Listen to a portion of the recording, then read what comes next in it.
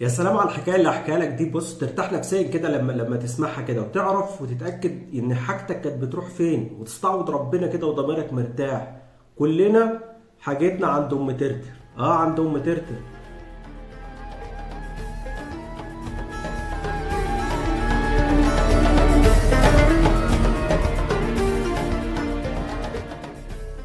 حاجتنا عند ام ترتر. عند ام ترتر. عايز تعرف مين هي وساكنه فين وايه اصل الحكايه؟ تعالى.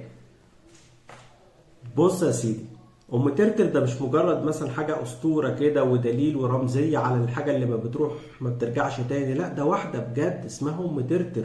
وكانت بتلبس عبايات، يعني بص مترتره كده، يعني بص بتبرق كده اهو.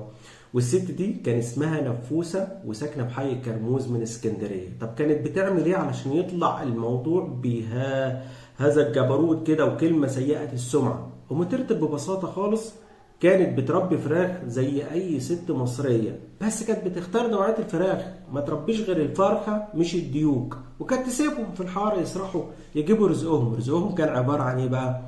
دماغك اشتغلت معايا صح؟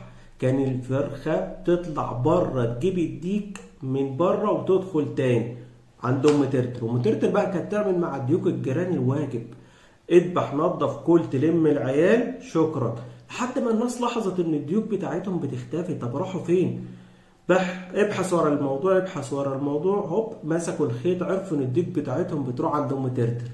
الجدع يروح يسأل على الديوك بتاعته، لان هي ببساطة كده يعني كانت ست يعني قوية ومفترية وفاهمة بتعمل ايه. اذا كانت بتربي فراخ بس فمحدش كان يقدر يجيب الحاجة بتاعته. ومن هنا كان الاستعواض.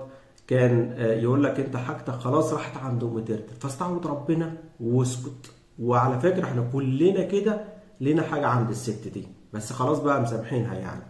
فعرفتوا اصل الكلمة؟ ده عند ام ترتر، فحاجتك عند ام ترتر. مش انا بقول لك كل ما هو حصري هتلاقيه عندنا احنا بس، مش عند ام ترتر. في امان الله.